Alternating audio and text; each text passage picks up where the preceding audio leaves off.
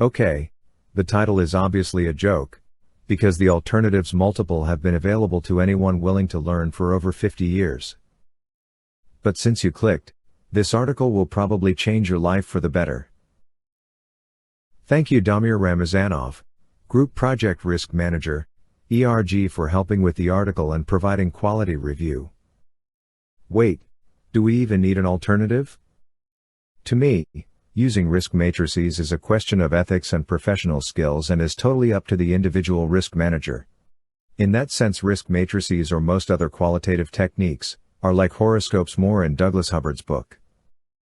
They are fun, easy to understand, everywhere, but you probably wouldn't use them for any meaningful day-to-day life decision, or if you did, you would have the decency to realize it's no better than a coin toss and definitely not talk about it at the conferences calling it best practice. The flaws are fundamental to risk matrices design, and they're nothing a risk manager/business analyst can do to make them reliable. All these flaws have been discussed here, www.researchgate.net, and in this video by Osama Salah, www.youtube.com, and in this post by David Vose, www.linkedin.com, and in dozens of posts I have been making over the years. Additionally, research by Tony Cox and Douglas Hubbard have showed that risk matrices consistently perform worse at measuring and communicating risks than proper quantitative tools. Add to it the flaw of averages covered in Sam Savage's book, and the 50-plus years of research into risk perception, making decision under uncertainty, and risk psychology, as well as empirical testing by NASA, CIA and others, and the move away from traditional qualitative risk analysis techniques become self-evident. So what are the alternatives? There are plenty, but for the tool to be any better, the following criteria have to be fulfilled. Risk analysis has to be performed at the time of decision making, not once a quarter. The results of risk analysis should not be expressed as arbitrary risk levels, rather be expressed as volatility or range or scenarios of the decision/objective itself, with some exceptions in HSE, for example. The output of risk analysis should have a direct and immediate impact on the decision at hand. It is also very important to distinguish between two types of risk analysis techniques. Techniques to better understand the nature of risk to make a decision how to manage it. Usually used when a specific risk is known and is significant and management needs to deal with it in a cost-effective manner.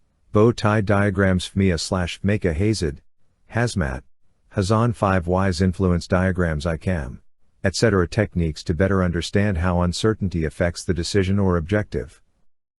Used when making a decision, preparing or approving a strategy, budget, forecast, long-term pricing, etc. and the risks are not obvious. Scoring decision trees, sensitivity analysis, scenario analysis, stress testing, various simulation techniques, agent-based, system dynamics, or discrete event.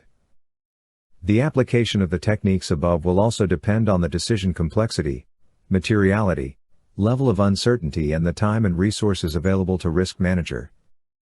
For simple decisions, by far the easiest and the most common way to assign risk to an entity, project, supplier, business unit, or a piece of equipment is by using a scoring methodology.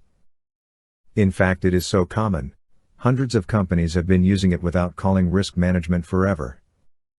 S&P, Moody's, Fitch rating agencies to assign ratings to companies' procurement departments to rank existing suppliers gold, silver, bronze, or blacklisting them, classifying spare parts or pieces of equipment based on criticality, etc. Banks and corporations to allocate debtors to risk buckets/categories or to classify bad debtors, firefighters classifying buildings into fire risk categories, etc. Basically, any type of methodology that allows to grade/categorize items based on their predetermined characteristics is a better way to communicate risks and to use that information for decision making. Sometimes it could look like a very simple checklist. It's kind of obvious, but if you still want me to write a separate piece on the scoring methodology, comment on this article using the word scoring. For decisions on how to mitigate a particular risk. If you are in the situation where you need to determine best ways to mitigate a specific kind of risk, then a bow tie diagram or an influence diagram will be very helpful. There are a bunch of techniques that help to visualize the risk by breaking it into components, for example causes and consequences, as is the case with bow ties. This is very helpful to switch on System 2 thinking and to overcome at least some of the cognitive biases. The bow ties are pretty basic and should be in every risk manager's arsenal. FMEA, FMECA, fault trees, 5 whys and ICAM investigation techniques are very similar in principle. Their main objective is to write down possible components of a risk, reminding us not to forget important sources or consequences, even though they may not be obvious at first. I used bow ties a lot. Once I was even childish enough to present it to the CEO, ex-deputy prime minister of the country. That obviously didn't go down well. So it's probably best to use them as internal analysis tools rather than a communication tool. My personal secret with bow ties is to always have at least 7 causes and 7 consequences and at least 3 seconds level causes and consequences on each branch. That way we definitely switch from S1 to S2 and improve our chances of finding a solution. For any decision involving numbers weight, that's most of them. For the rest of the cases it is actually more important for us not to understand how significant each individual risk but rather how uncertainty in general affects our decision, KPI or objective. Nassim Taleb calls it FX. They also call it FX in operations research. That means that we should be more interested in the effect of risk on something rather than the level of risk itself.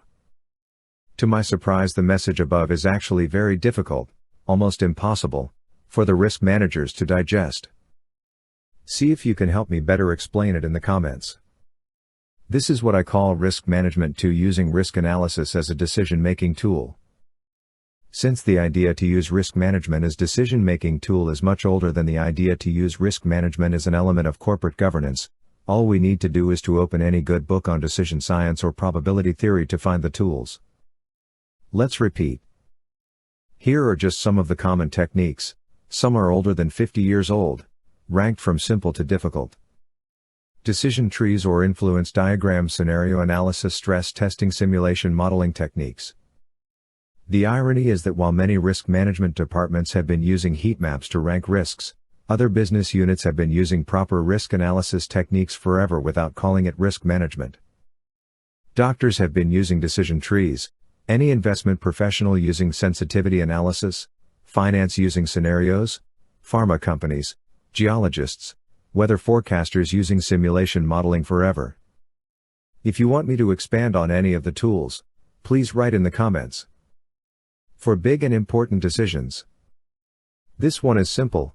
If the decision is complex and the stakes are high, use simulation modeling or better. What is even better? Write in the comments. If you found this article useful, please like and share.